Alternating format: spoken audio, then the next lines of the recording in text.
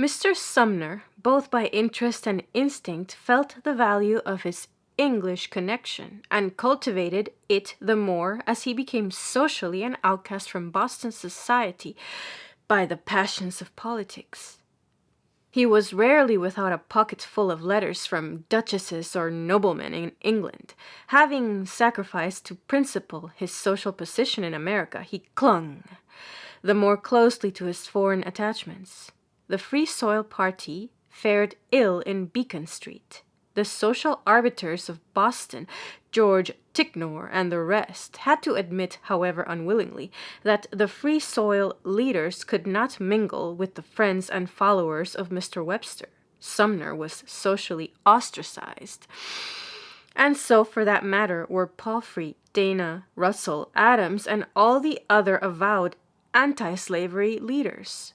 But for them it mattered less, because they had houses and families of their own, while Sumner had neither wife nor household, and, though the most socially ambitious of all, and the most hungry for what used to be called polite society, he could enter hardly half a dozen houses in Boston. Longfellow stood by him in Cambridge, and even in Beacon Street he could always take refuge in the house of Mr. Lodge, but few days passed when he did not pass some time in Mount Vernon Street. Even with that, his solitude was glacial and reacted on his character. He had nothing but himself to think about. His superiority was, indeed, real and incontestable. He was the classical ornament of the anti-slavery party. Their pride in him was unbounded, and their admiration outspoken. The boy Henry worshipped him, and if he ever regarded any older man as a personal friend, it was Mr. Sumner. The relation of Mr. Sumner in the household was far closer than any relation of blood. None of the uncles approached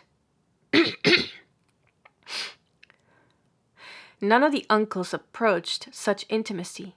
Sumner was the boy's ideal of greatness, the highest product of nature and art. The only fault of such a model was its superiority, which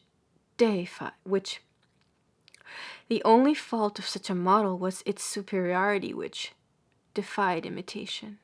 To the 12-year-old boy, his father, Dr. Palfrey, and Mr. Dana were men, more or less, like what he himself might become, but Mr. Sumner was a different order. Heroic. As the boy grew up to be 10 or 12 years old, his father gave him a writing table in one of the alcoves of his Boston library. And there, winter after winter, Henry worked over his Latin grammar and listened to these four gentlemen discussing the course of anti-slavery politics. The discussions were always serious. The Free Soil Party took itself quite seriously, and they were habitual because Mr. Adams had undertaken to edit a newspaper as the organ of these gentlemen, who came to discuss its policy and expression. At the same time, Mr. Adams was editing the works of his grandfather, John Adams, and made the boy read texts for proof correction. In after years, his father sometimes complained that, as a reader of Novanglus and Massachusettsensis, Henry had shown very little consciousness of punctuation, but the boy regarded this part of school life only as a warning. If he ever grew up to write dull discussions in the newspapers, to try to be dull in some different way from that of his great-grandfather. Yet the discussions in the Boston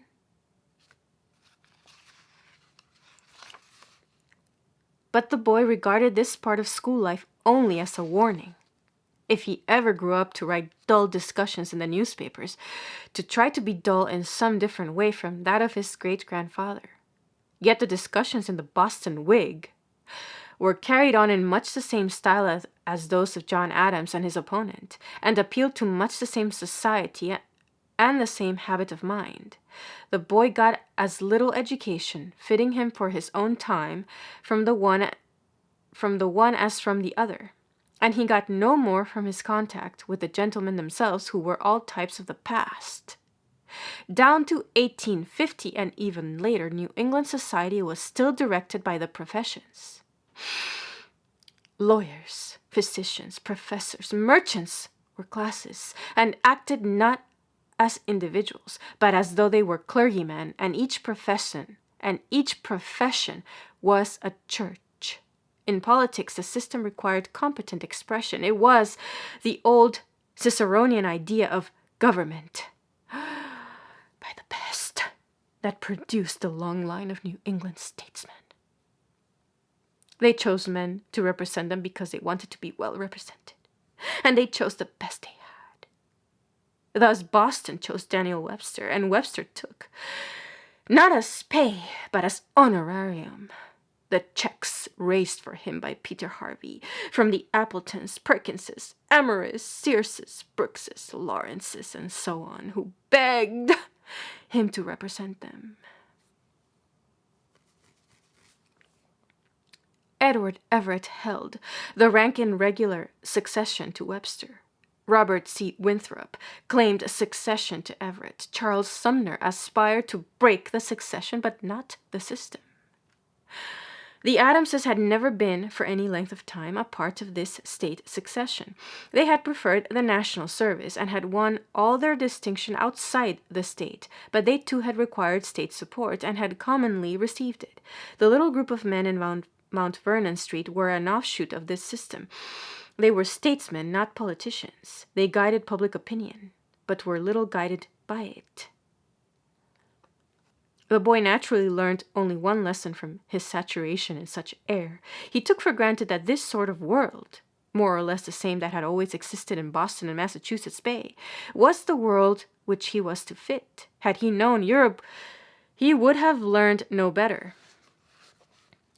The Paris of Louis Philippe, Guizot, and the Tocqueville, as well as the London of Robert Peel, Macaulay, and John Stuart Mill, were but varieties of the same upper-class bourgeoisie that felt instinctive cousinship with the Boston of Ticknor, Prescott, and Motley. Even the typical grumbler, Carlyle, who cast doubts on the real capacity of the middle class and who at times thought himself eccentric, found friendship and alliances in Boston, still more in Concord. The system had proved so successful that even Germany wanted to try it, and Italy yearned for it. England's middle-class government